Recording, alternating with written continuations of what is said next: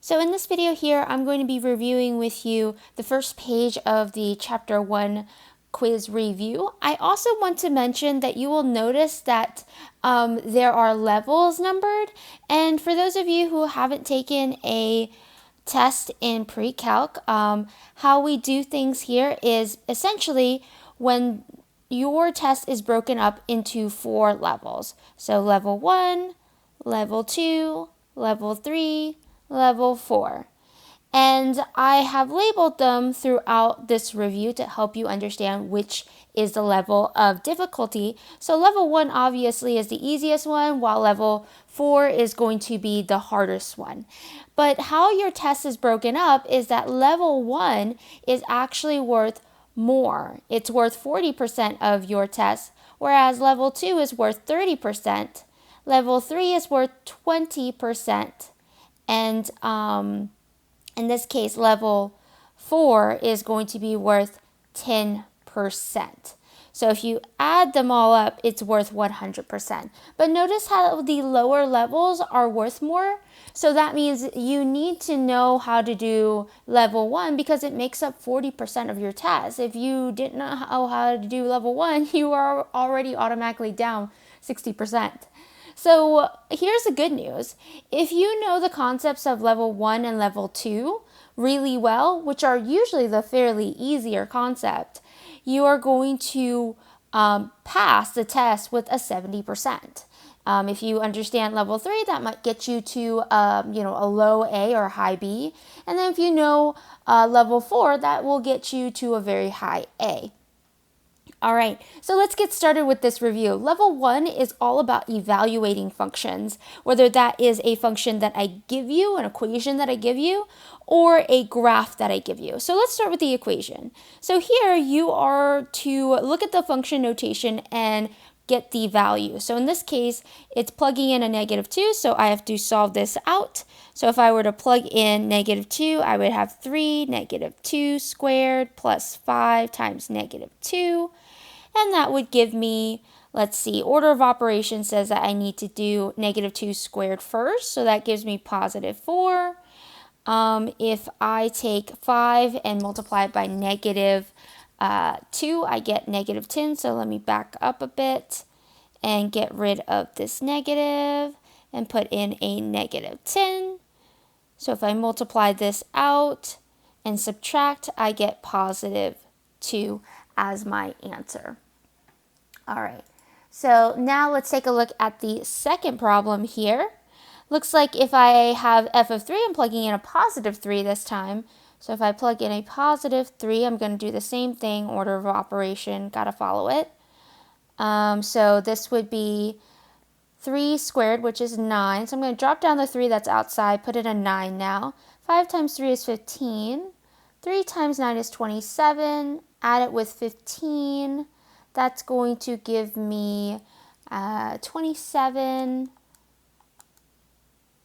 27 plus 15 is going to be 42 here. Okay, and then the next problem we have here is we're plugging in t. So this is a really nice one because you're just switching out the variables if you only have one variable. So essentially switch all of the x's to t's. And then you're done. Okay, last but not least, this one's the one that's a little tricky because you have 2 items that you need to plug in, x and the 5. So when you're plugging this entire piece into the function, what you're doing is you're replacing all of the x's with x plus 5. So if I were to rewrite this out, it's going to look like, let me move this to the side a bit. This is going to be 3. And then instead of x squared, I'm going to have x plus 5. And then it's going to be squared plus 5. And then instead of this x right here that's next to the 5, I'm going to be plugging in the x plus 5 there. So I'm going to, in parentheses, put in x plus 5. Lots of 5s going on here. And then after that, I'm going to need to... let's see, I have an exponent here, so I have to multiply or factor this out first. So I have x plus 5 times x plus 5. If you have this factor squared, basically you'll write them twice and FOIL this out. So if I were to FOIL it out, I would get x squared plus 5x, and then I would get another 5x plus 25. So if I were to simplify this, I really have, let's bring down the 3, these two combined, so that's going to be x squared plus 10x plus 25. Now I am going to go ahead and also distribute this 5 in, so that's going to give me 5x plus 25. Next, I'm going to distribute the 3 in, so that's going to give me 3x squared plus 30x plus 75 plus 5x plus 25. And so if I combine all my like terms, I notice that these two add up. These two will add up because they're numbers. So I really have 3x squared plus 35x plus 100. That is my final answer. So that one took me a little bit more time to complete. All right, so for the next problem here, we're still doing level 1 problems, but in this case, I'm going to give you a graph this time, and you have to evaluate these functions. So this first one here, remember the number inside represents your x. So essentially, you're finding the y value. So when x equals 0, x is here. When x equals 0, the y value on the curve is going to be right here. So that value right there is -4.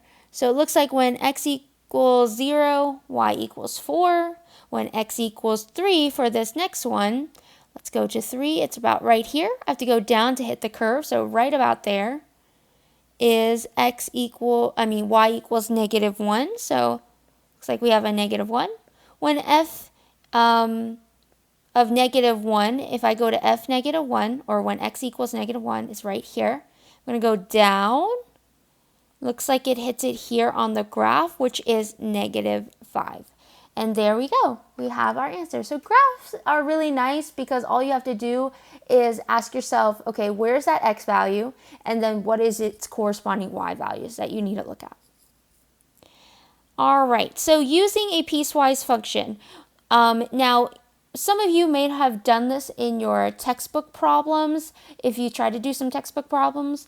But in this case here for piecewise function when you're evaluating, so this is also a level 1 problem, what you do is essentially ask yourself, which piecewise equation should I be using? Should I be using the first one or the second one? And how you determine that is based on the x value. So this x value that they're plugging in is 0.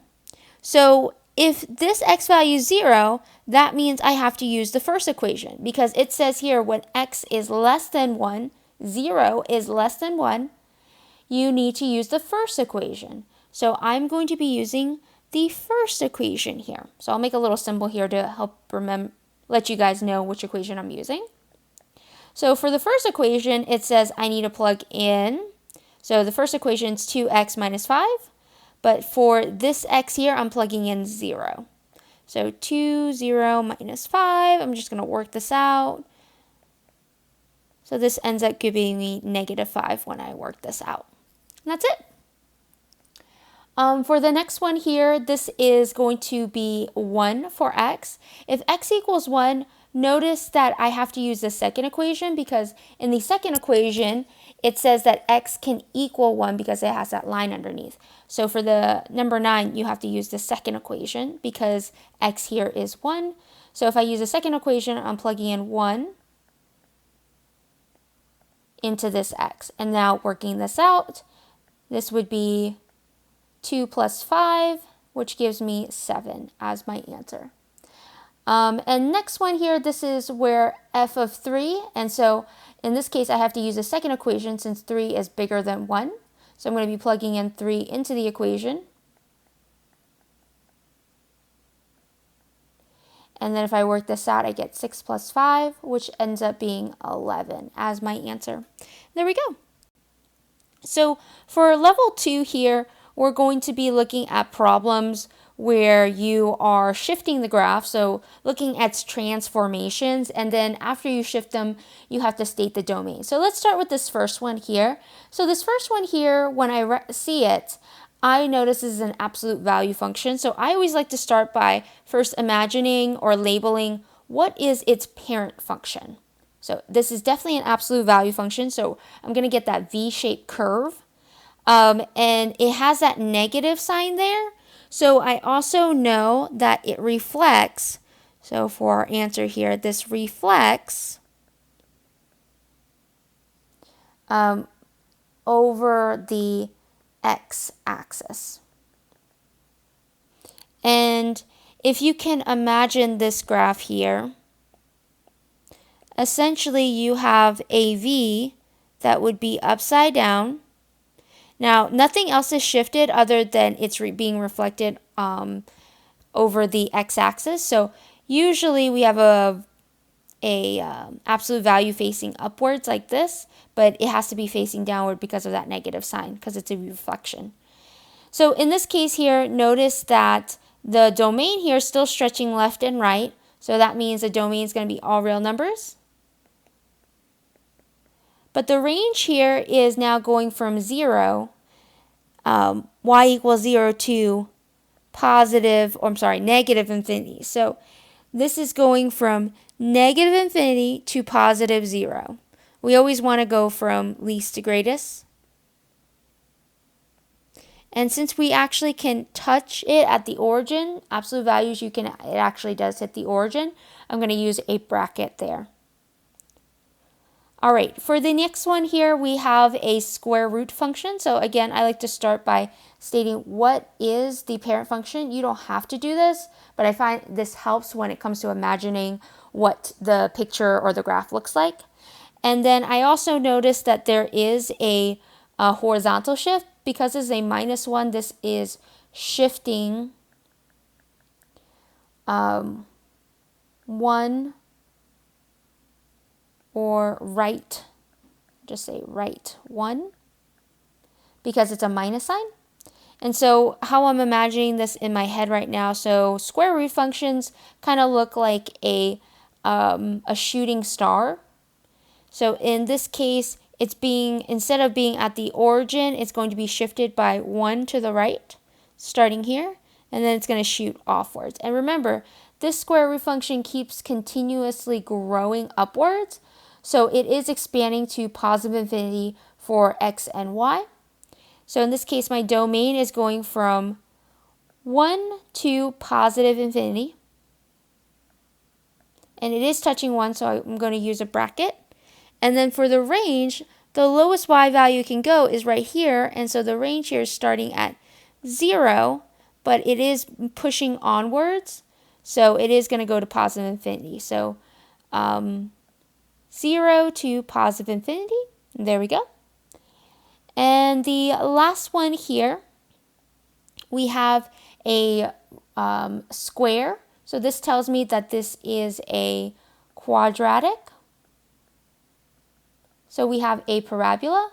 I also noticed that the shifts here, it has a plus sign in the inside, so that means left 5, and then down 2 because of the -2 on the outside.